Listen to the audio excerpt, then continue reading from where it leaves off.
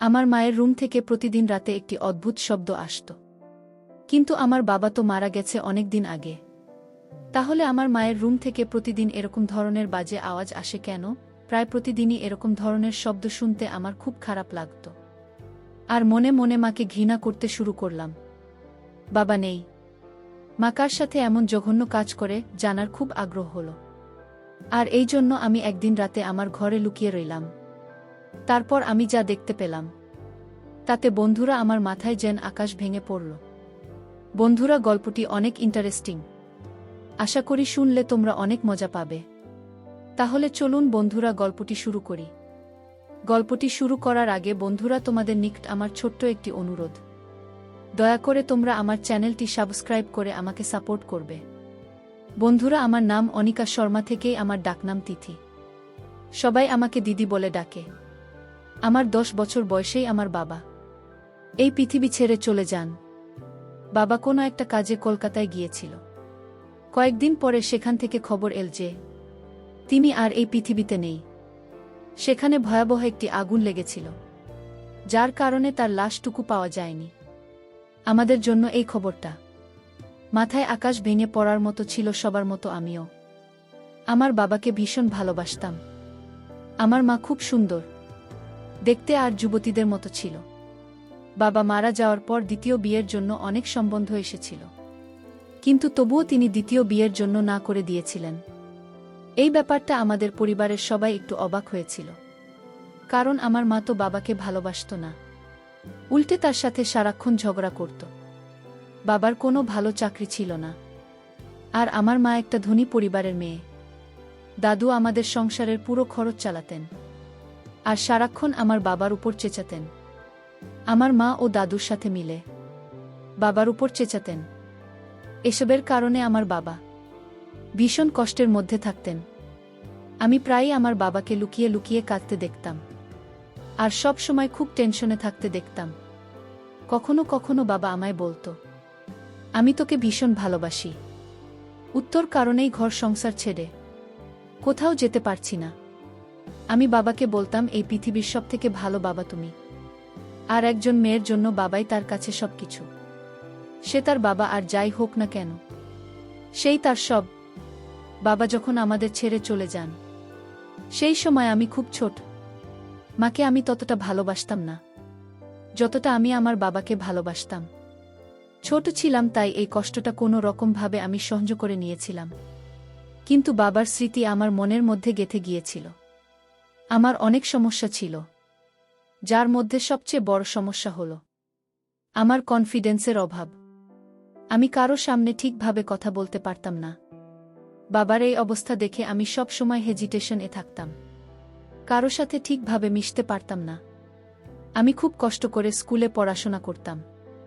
এখন আমি বিয়ে করছি, আমাকে প্রায় বাইরে যেতে হতো, মানুষের সাথে মিশতে হতো, তাদের সাথে কথা বলতে হতো, কিন্তু আমি তাদের সামনে এত নার্ভাস হয়ে যেতাম যে আমার হাত পা কাঁপতে থাকত। এতে সকলে অবাক হয়ে ভাবতাম যে একই রকম মেয়ে, যে ঠিকমতো কথা পর্যন্ত বলতে পারে না। সব সময় আমার মনে হতো যে আমি এই পৃথিবীতে একা, আমার কেউ নেই। কিন্তু আমার মায়ের জীবন বাবার মৃত্যুতে কোনো রকম প্রভাব পড়েনি। মা সবসময় সেজেগুজে থাকত, নিজের যত্ন নিত, মাঝে মধ্যেই বাইরে ঘুরতেও যেত। আমি এই সমাজ আর আমার মায়ের থেকে সব সময় দূরে থাকতে চাইতাম। সেই কারণে আমি বাড়িতে অতিথিদের জন্য যে ঘরটা বানানো হয়েছিল, সেই ঘরে সারাদিন চুপচাপ পড়ে থাকতাম। রাতেও আমি সেই ঘরে ঘুমাতাম। ঘরটা ছিল আমাদের মূল ঘর থেকে একটু দূরে, যা একেবারে নীরব ছিল। সেই ঘরের ছাদটা খারাপ হয়ে গিয়েছিল, যে কারণে বর্ষার সময় ঘরের ছাদ দিয়ে জল পড়ত। তাই একদিন আমার মা বলল যে আমি যেন ঘর ছেড়ে বাড়ির ভিতরে চলে আসি, কারণ বাড়িতে অনেক ঘর ফাঁকা আছে। তাই আমার বাইরে থাকার কোনো দরকার নেই। আমি ভিতরে আসতে চাইছিলাম না, কিন্তু বৃষ্টি হলে ঘরে জল পড়ে, এই একটা সমস্যার কারণে আমাকে ভিতরে আসতে হলো। আমার ঘরের সামনে যে ঘরটা, সেটাতে আমার মা থাকত। আমার ঘর থেকে মায়ের ঘরের জানালা পরিষ্কারভাবে দেখা যায়। ছোটবেলায় আমিও বাবা মায়ের সাথে ঘরে থাকতাম, কিন্তু বাবা মারা যাওয়ার পরে এই ঘরে আসলে তার কথা মনে পড়ত। সেই কারণে আমি ঘর ছেড়ে বাইরের ঘরে থাকতাম। বাবার মৃত্যুর পরে আমি পুরো ডিপ্রেশনে ছিলাম। সেই কারণে আমি ডাক্তারের কাছে চেক আপ করাতে যেতাম। ডক্টর আমাকে এটাই বলতো যে তুমি তোমার বাবার মৃত্যুতে হৃদয়ের গভীর আঘাত পেয়েছ, যা তোমার ভিতরে আতঙ্ক তৈরি করে এবং এর ফলে তোমার অবস্থা আরও খারাপ হয়ে যেতে পারে। এই কারণে তোমার শরীর খারাপ হচ্ছে। কিন্তু তোমাকে নিজের উপর নিয়ন্ত্রণ আনতে হবে, কেননা সে তো এই পৃথিবীতে নেই। তোমাকে মানুষের সাথে মিশতে হবে, কথা বলতে হবে। কিন্তু তুমি যদি নিজের উপর কন্ট্রোল না রাখতে পারো, তবে তুমি মানুষের সাথে মিশবে কিভাবে? আর তুমি কি বা হবে কিভাবে? আমি নিজেই নিজেকে নিয়ে ভীষণ চিন্তায় থাকতাম। আমার বয়স এখন 20 বছর। আইন অনুযায়ী 18 বছর বয়সে আমি সাবালিকা হয়ে গেছি। কিন্তু আমি নিজের কাজ নিজে করতে পারতাম না। তবে এখন আমাকে নিজের কাজ নিজেই করতে হবে। নিজের ভালো মন্দের চিন্তা নিজেকেই করতে হবে। এমনিতেও মায়ের উপর আমি খুব একটা ভরসা করি না। বাড়ির ভিতরে আসার পর থেকে আমি একটা অদ্ভুত ব্যাপার লক্ষ্য করেছি যে প্রতিদিন আমার মনে হয় মায়ের ঘরে কেউ একজন আসে। প্রথম রাতে ভেবেছিলাম এটা আমার মনের ভুল, কারণ এই সময় মায়ের ঘরে কে থাকবে, তাই আমি এই ব্যাপারটার দিকে তেমন একটা গুরুত্ব দিলাম না। কিন্তু দ্বিতীয় রাতেও আমি নিজের কানে কোনো পুরুষের গলার আওয়াজ শুনতে পেলাম। যখন আমার ঘর থেকে বেরিয়ে মায়ের ঘরের কাছে গিয়ে দেখলাম তার ঘরে আলো জ্বলছে। এর মানে হলো আমার মা জেগে আছে। এরপরে আমি মায়ের ঘরের দরজায় টোকা দিলাম। কিছুক্ষণ পরেই মা এমনভাবে বাইরে বেরিয়ে এল যেন মনে হচ্ছে তিনি সবেমাত্র ঘুম থেকে উঠে এসেছে। অথচ তার মুখের দিকে ভালো করে লক্ষ্য করে দেখেন, মনে হলো না যে তিনি ঘুমাচ্ছিলেন। আমি বললাম, তুমি যে ছিলে? মা বলল যে, তুই এটা জিজ্ঞেস করার জন্য আমাকে ঘুম থেকে উঠে আলি, আমার ঘুমটা নষ্ট করলি। এটা তোমার ঠিক হয় নাই। আমি বললাম, মা, আমার ঘুম আসছিল না, তাই জেগেছিলাম। তোমার ঘর থেকে একটা আওয়াজ শুনতে পেয়েছিলাম, তাই তো তোমাকে ডাকলাম। আমার কথা শুনে আমার মা বলল, তুই পাগল হয়ে যাসনি তো? কি সব ফালতু কথা বলছিস? আমি বললাম, তাহলে হয়তো তুমি ঘুমানোর সময় টিভিটা অফ করতে ভুলে গিয়েছিলেন, তাই আমি হয়তো তারই আওয়াজ শুনেছি। আর তুমি ঘুম থেকে উঠে এক্ষুনি টিভি বন্ধ করে বাইরে এলে আমার কথা শুনে আমার মা রেগে গেলেন। এদিকে মুখ ফসকে যা বলে ফেলেছি তাতে আমি লজ্জায় পড়ে গেলাম। মায়ের রাগ করা স্বাভাবিক, কারণ তার সঙ্গে আমার এভাবে কথা বলা উচিত হয়নি। যাই হোক, আমি মায়ের কাছে ক্ষমা চেয়ে নিলাম আর বললাম আর এরকম হবে না। সকালে মা কাজের জন্য বেরিয়ে গেল। তারপর সুযোগ বুঝে আমি মায়ের ঘরে গেলাম মায়ের সাথে রাতের বেলা। এইভাবে কথা বলা আমার উচিত হয়নি। তাই মনে মনে ভাবলাম, আমি যদি মায়ের ঘরটা সুন্দর করে পরিষ্কার করি তাহলে মা খুশি হয়ে যাবে। এভাবে মায়ের ঘর পরিষ্কার করতে শুরু করলাম। প্রতিদিন যেভাবে ঘর পরিষ্কার করা হয়, আমি সেভাবে মায়ের ঘর পরিষ্কার না করে ঘরটাকে খুব সুন্দর করে পরিষ্কার করতে চেয়েছিলাম। আমি সবেমাত্র ঘর পরিষ্কার করা শুরু করেছি, এমন সময় আমার হাতে এমন একটা জিনিস পেলাম যে তার সাথে মেয়েদের কোনো সম্পর্কই নেই। এটা শুধুমাত্র ছেলেরাই ব্যবহার করে। সত্যি বলতে কি, এটা বিবাহিত ছেলেরা ব্যবহার করে, আর তা আমার মায়ের ঘরে, তাও তার বিছানার তোশকের নিচে। আমি খুব অবাক হয়ে গিয়েছিলাম, কিন্তু আমি এ ব্যাপারে আমার মাকে জিজ্ঞেসও করতে পারবো না, কারণ জিনিসটা দেখে আমার লজ্জা লাগছিল। কিন্তু এই জিনিসটা মায়ের ঘরে কিভাবে এলো আমি খুব চিন্তা করতাম। হঠাৎ আমি বাড়ির বাইরের দরজায় যেন আওয়াজ পেলাম। আমি ভাবলাম হয়তো মা এসে পড়েছে, তাই ঘর পরিষ্কার না করে আমি তাড়াতাড়ি করে আমার ঘরে চলে এলাম। এরপরে আমি ঘর পরিষ্কার করার ব্যাপারটা আমার মাথা থেকে বের করে দিলাম। কয়েকদিন পরে আমি আমার মায়ের একটা সত্যি জানতে পারলাম। সেটা হলো, আমার মায়ের ঘরে টিভি তো আছে, কিন্তু সেটা খারাপ চলত না। এই খবরটা আমাকে আমাদের বাড়ির চাকরানির বলেছিল। সে সপ্তাহে মাত্র একদিন করে কাজে আসত। সে আমাকে বলল যে এই টিভিটা তো অনেক দিন ধরে খারাপ হয়ে পড়ে আছে। তোমার মা টিভির মেকানিককে ডেকে দেখিয়েছিলেন, কিন্তু সে বলেছে যে এই টিভি ঠিক করতে অনেক টাকা খরচ হবে, তাই তোমার মা আর টিভিটা ঠিক করেননি। তিনি তো আমায় বলেছিলেন যে তুমি টিভিটা নিয়ে যাও, যদি ঠিক করতে পারো তাহলে তোমার বাচ্চারা দেখতে পারবে। আমি তাকে বলেছিলাম যে আমার বরকে বলব টিভিটা নিয়ে যেতে। আমি আমার বরকে কয়েকবার বলেছিলাম টিভিটা নিয়ে যেতে, কিন্তু আমার বর টিভিটা নিতে এলি না। সে একেবারে কুকুরের বাচ্চা মতো, কোনো কাজ করতে চাই না। চাকরানি তো তার নিজের সংসারের সমস্যা নিয়ে বিভিন্ন কথা বলতে শুরু করে দিল, কিন্তু আমার ধ্যান অন্য জায়গায় পড়েছিল। যদি টিভি খারাপই হয়, তাহলে তো আমার মা কি সেই রাতে টিভি চালায়নি?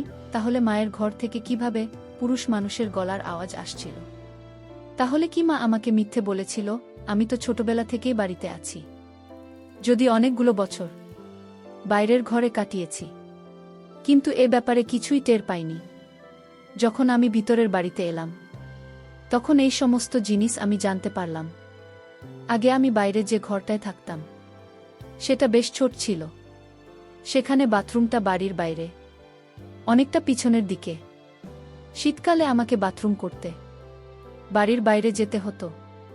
যদিও বাড়ির ভিতরে এটা বাথরুম ছিল, কিন্তু মা কখনো আমাকে ভেতরের বাথরুম ব্যবহার করতে বলেনি। মা কখনো আমাকে বলেনি যে এই শীতের রাতে বাথরুমের জন্য তোর বাড়ির বাইরে যাওয়া ঠিক না।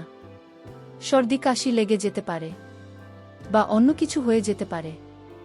যদিও আমি তার একমাত্র মেয়ে, এখন তো বাইরের ঘরটা ভেঙে পড়েছে, তাই বাধ্য হয়ে মা আমাকে ভিতরে ডেকেছে। এই বাড়িটা আমার দাদুর ছিল। বাড়িটা বহু পুরনো, যার একটা অংশ জানি না কিভাবে অন্য একজন কবজা করে নিজের নামে করে নিয়েছিল।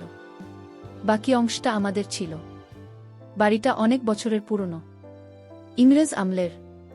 নতুন কেউ বাড়িটা দেখলে হতবাক হয়ে তাকিয়ে থাকত আর বলতো, আমাদের একবার ভিতরে যেতে দাও, আমরা ঘরের ভিতরটা দেখতে চাই। কিন্তু আমি যেহেতু ছোটবেলা থেকেই বাড়িটা দেখছি, তাই আমার এই বাড়ির প্রতি খুব একটা মোহ নেই। আমার দাদু এই পৃথিবী থেকে অনেক আগেই চলে গিয়েছিল, কিন্তু তিনি ভালোই সম্পদ রেখে গিয়েছিলেন, যা দিয়ে আমাদের সংসারের খরচ খুব ভালোভাবে চলে যেত। মা বাড়িতে চাকরানি রেখেছিলেন। একদিন আমার মা আমাকে বলল যে, তুই একটা অলস মেয়ে, সারাদিন শুয়ে বসে দিন পার করছিস, এখন এখানে এসে আমার চুলের রং লাগিয়ে দেয়। আমি মাঝে মাঝে অবাক হয়ে এটাই ভাবতাম যে এই বয়সে আমার মা সেজেগুজে কাকে দেখতে চায়।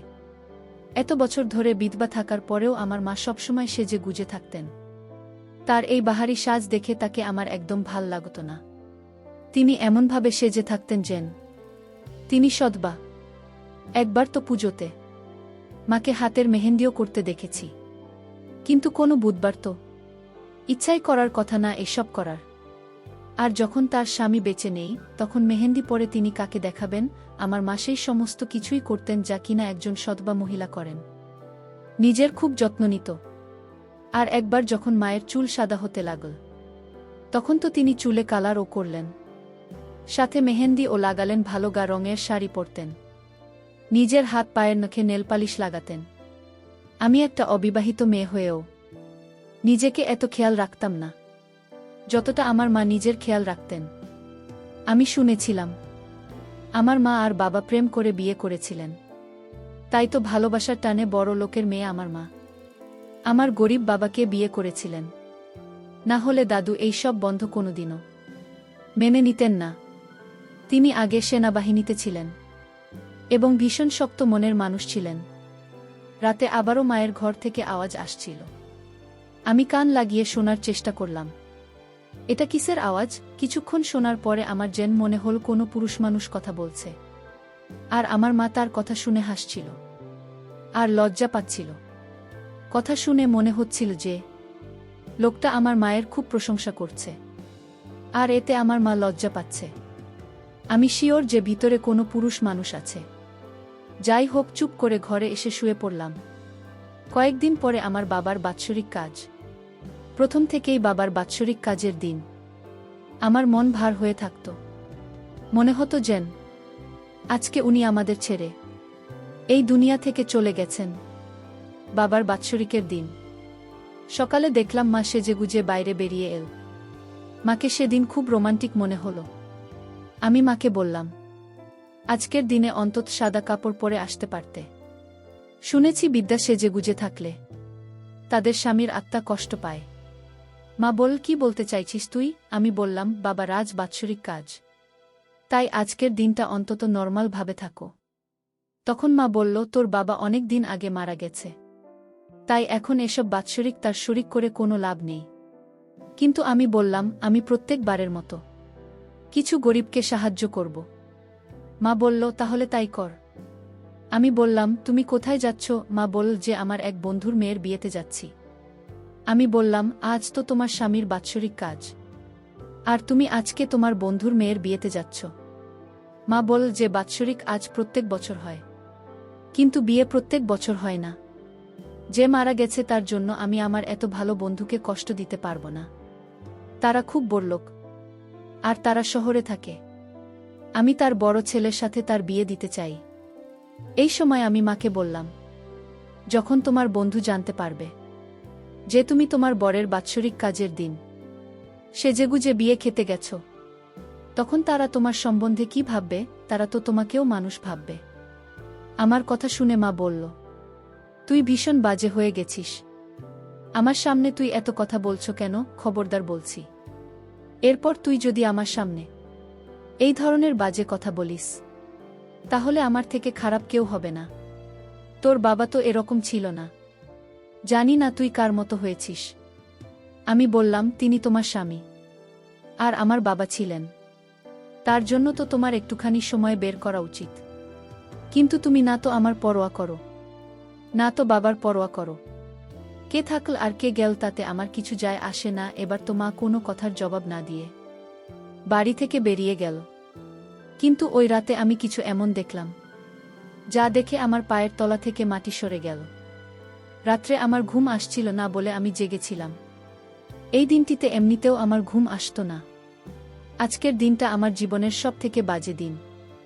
আমি যেন মায়ের ঘরের জানলা দিয়ে কোনো একটা লোকের ছায়া দেখতে পেলাম। আমি পুরোপুরি শিওর হয়ে গেলাম যে আমার মায়ের ঘরে কোনো লোক আছে। আমি তাড়াতাড়ি উঠে এক মুহূর্ত নষ্ট না করে তার ঘরের সামনে গিয়ে দরজায় টোকা মারতে লাগলাম। মোটামুটি 34 মিনিট পরে আমার মা দরজা খুল। আমি শিওর ছিলাম এই ঘরে যে ছিল সে বাইরে বেরোতে পারেনি, ঘরেই আছে। আমি তাড়াতাড়ি করে ঘরের ভিতরে গেলাম, কিন্তু ভেতরে গিয়ে যা দেখলাম তাতে আমার পায়ের তলা থেকে যেন মাটি সরে যাচ্ছিল, কারণ ঘরের ভিতরে কেউ নেই। আমি ঘরের চারিদিকে দেখলাম, কিন্তু কেউ সেখানে নেই। তাহলে যে লোকটাকে আমি ঘরের ভিতরে দেখলাম সে গেল কোথায়? তাই কথা ঘোরানোর জন্য আমার মাকে বললাম, বাথরুমে যেতে হবে, কিন্তু বাইরের নল দিয়ে জল পড়ছে না, তাই তোমার বাথরুমে যাওয়ার জন্য এসেছি। এরপরে আমি বাথরুমে ঢুকে সেখানেও কাউকে দেখতে পেলাম না। আমি অবাক হয়ে ভাবছি, লোকটার ছায়া দেখলাম আর আওয়াজ শুনলাম, অথচ ঘরের মধ্যে সে কোথাও নেই, যেন হাওয়ায় মিলিয়ে গেছে। কিন্তু আমি এ ব্যাপারে আমার মায়ের সাথে কোনো কথা বললাম না, কারণ আমার কাছে কোনো প্রমাণ নেই। আমি এমনি এমনি বলছিলাম যে আমার বাথরুমের কল খারাপ হয়ে গেছে, তাই আমি এখানে এসেছি। কিছুক্ষণ পরে বাথরুম থেকে বেরিয়ে আমি আবার আমার ঘরে ফিরে এলাম। কিছুক্ষণ পরে আবারও আমার মায়ের ঘর থেকে হালকা হালকা আওয়াজ আসতে লাগল। আমি মনে মনে ভাবছি, হয়তো আমার মা পাগল হয়ে গিয়েছে, অথবা আমার মায়ের ঘরে কেউ না কেউ তো নিশ্চয়ই আছে, যার সাথে আমার মা কথা বলছে। কোনো একটা ব্যাপার তো নিশ্চয়ই আছে, আর তা না হলে ওই ঘরের মধ্যে কোনো ভূতপ্রেত আছে যে আমাকে দেখলে অদৃশ্য হয়ে যায়। কেননা কোনো মানুষের পক্ষে এত তাড়াতাড়ি ঘর থেকে বেরিয়ে যাওয়া সম্ভব না। আর বেরোবেই বা কোথা দিয়ে? ঘরের দরজা দিয়ে যেতে পারবে না, কারণ আমি দরজা দিয়ে ঢুকেছি। আর জানলা দিয়েও যেতে পারবে না, কারণ জানলা ছিল খুবই ছোট। এসব চিন্তা করতে করতে আমার মাথায় প্রচুর যন্ত্রণা হতে শুরু করল, আর আমি এসব কথা কাউকে বলতে পারছিলাম না। এতদিন আমি চিন্তায় ছিলাম এটা ভেবে যে কেন আমার মা এতদিন বিয়ে করেননি, আর বিয়ে না করেও তিনি সবসময় এত খুশি থাকেন। কি করে? আমি এতদিন ভাবতাম আমার মা বুঝি এখনো বাবাকে খুব ভালোবাসেন, সেজন্য আমার মা অন্য কোনো পুরুষকে বিয়ে করেনি। কিন্তু এখন তো বুঝতে পারছি যে নিশ্চয়ই আমার মায়ের অন্য কোনো ব্যাপার আছে, তার জীবনেও হয়তো কেউ আছে আর সে হয়তো আমার মায়ের সাথে খুব বাজে কাজ করে। না হলে সে রাতের বেলা ঘরের মধ্যে কি করে, আমার প্রমাণ দরকার। কেননা আমি আমার মাকে বোঝাতে চাই যে আমি এখন আর বাচ্চা নই, আমি সমস্ত কিছু বুঝতে পারি। আর যার বিবাহযোগ্য মেয়ে আছে তার এসব মানায় না। যদি এমনটা সত্যি হয় তাহলে আমি আর এখানে থাকতাম না, এখান থেকে অন্য কোথাও চলে যেতাম। কেননা আমি এভাবে এখানে থাকতে পারবো না। এসব চিন্তাতেই রাতে আমার ঘুম আসতো না। মায়ের ঘরের রহস্য জানার জন্য আমাকে একটা প্ল্যান বানাতে হবে। আমি মায়ের ঘরে যেতে পারতাম না, তাই আমাকে বুদ্ধি খাটিয়ে এমন একটা প্ল্যান বানাতে হবে যাতে ভুলের কোনো সম্ভাবনা না থাকে। শেষ পর্যন্ত আমার মাথায় এমন একটা প্ল্যান এসে গেল যে তাতে ভুল হওয়ার কোনো সম্ভাবনা নেই। কিন্তু যদি আমি ধরা পড়ে যাই, আর আমি যেটা ভাবছি সেটা যদি না হয়, তবে আমি আমার মায়ের চোখে চিরদিনের জন্য ছোট হয়ে যাব। কিন্তু অন্ততপক্ষে আমি সত্যিটা তো জানতে পারব। আর এমনিতে আমি শিওর ছিলাম যে মায়ের চোখে আমি ছোট হব না, বরং তিনি আমার চোখে চিরদিনের জন্য ছোট হয়ে যাবেন। তাই আমি মনে মনে ভেবে নিয়েছি যে আমাকে কি করতে হবে। বিকেলবেলা আমি আমার মাকে বললাম যে আজ আমি আমার এক বন্ধুর বাড়িতে পড়তে যাব, আর আমি রাতে ওখানে থাকব। আমার মা বলল, ঠিক আছে, খুব ভালো কথা, মন দিয়ে পড়াশুনো করো। মনে হয় আমার মা খুব খুশি হয়েছিল যে আমি রাতে বাড়িতে থাকব না। যাই হোক, আমি বাড়ি থেকে বেরিয়ে গেলাম এবং কিছুক্ষণ পরে মাকে ফোন করে বললাম যে আমি আমার বন্ধুর বাড়িতে চলে এসেছি। যদিও আমি বাড়ি থেকে কোথাও না গিয়ে বাড়িতেই লুকিয়েছিলাম। আমার মা বলল, ঠিক আছে, সকালে ঘুম থেকে উঠে ধীরে সুস্থে বাড়িতে ফিরে আসিস, তাড়াহুড়োর দরকার নেই। কিন্তু আমি তো আমার বন্ধুর বাড়িতে যাইনি, আমি তো আমার মায়ের ঘরে লুকিয়ে আছি। আর এমন জায়গায় লুকিয়েছিলাম যে ঘরে মা কি করে সেটা আমি দেখতে পেলেও মা আমাকে দেখতে পাবে না। কিছুক্ষণ পরে মা ঘরে এসে সাজগোজ শুরু করল। এরপরে ঘরের মধ্যে এমন একটা ঘটনা ঘটল যেটা দেখে আমার পায়ের তলা থেকে মাটি সরে গেল। আমার মা অনেক কষ্টে মেঝেতে কার্পেট সরাল, কেননা কার্পেটটা খুব ভারী। কার্পেট সরানোর পরে তার নিচে যা দেখলাম সেটা দেখে আমার মাথা ঘুরতে লাগল। কার্পেটের নিচে একটা দরজা ছিল। আমার মা সে দরজা টেনে খুল, আর মা দরজা খোলার সাথে সাথে সেখান থেকে একটা লোক বেরিয়ে এল। আর লোকটা বেরিয়ে আসার সাথে সাথেই আমার মা তাকে খুব বাজে আচরণ করতে শুরু করল। এটা দেখে আমার নিঃশ্বাস বন্ধ হয়ে যাওয়ার মতো অবস্থা। আমার যেন মনে হলো যে আমি মাথা ঘুরে পড়ে যাব। কেননা ওই লোকটা আর কেউ না, সে আমার বাবা, যে কিনা অনেক বছর আগে মারা গিয়েছিল। তাহলে আমার বাবা এখনো জীবিত কিভাবে? আমি বাবাকে দেখে হতভম্ব হয়ে বাইরে বেরিয়ে এলাম। তারা দুজনে আমাকে দেখে অবাক হয়ে আমার দিকে তাকিয়ে রইল। আমি থাকতে না পেরে এগিয়ে গিয়ে বাবাকে ধরে খুব কান্নাকাটি করলাম। বাবা আমাকে কিছুক্ষণ আদর করে, তারপর জিজ্ঞেস করল, কেমন আছিস মা?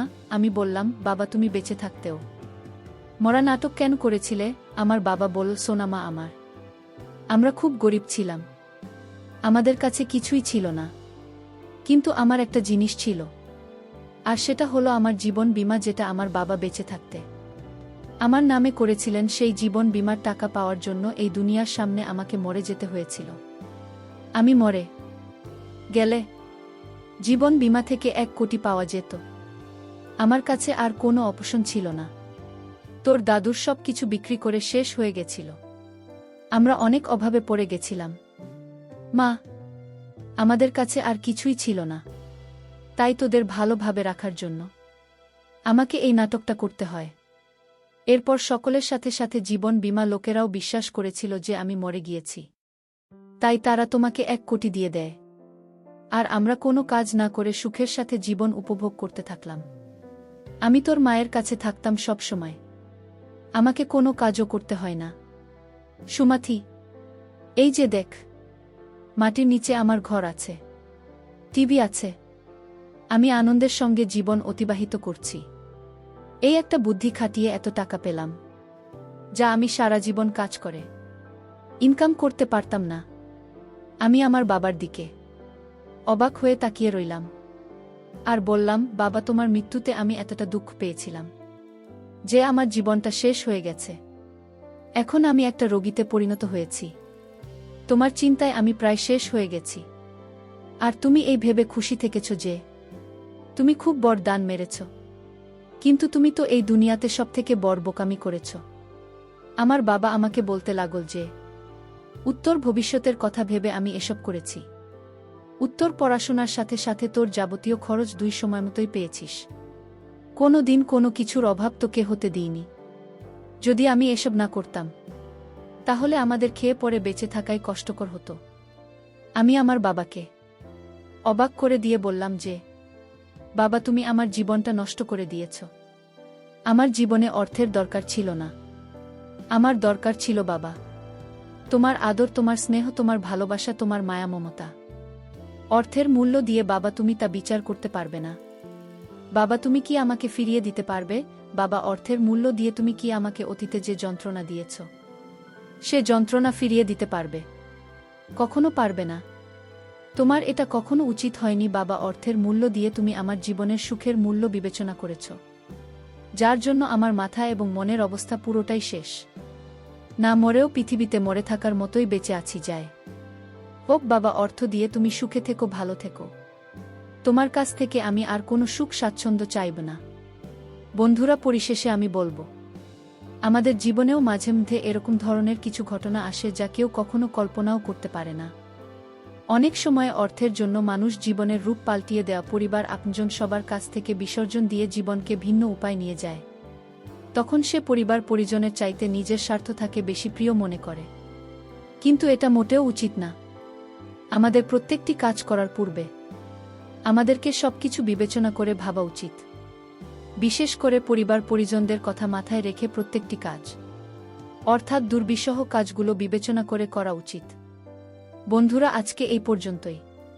আমি লামিয়া আবারও আসব তোমাদের মধ্যে নতুন কোনো ভিডিও নিয়ে। ভিডিওটি যদি তোমাদের ভালো লাগে তাহলে একটি লাইক দাও। প্রতিদিন আমি তোমাদেরকে একটা করে নতুন গল্প উপহার দিব। তাই তোমাদেরকে অনুরোধ করে বলছি, তোমরা যদি এরকম ধরনের ইন্টারেস্টিং গল্প পেতে চাও তাহলে দয়া করে আমার চ্যানেলটি সাবস্ক্রাইব করো। পরিশেষে তোমাদের সকলের সুস্বাস্থ্য কামনা করি। ভিডিওটি দেখার জন্য তোমাদের সকলকে অসংখ্য ধন্যবাদ।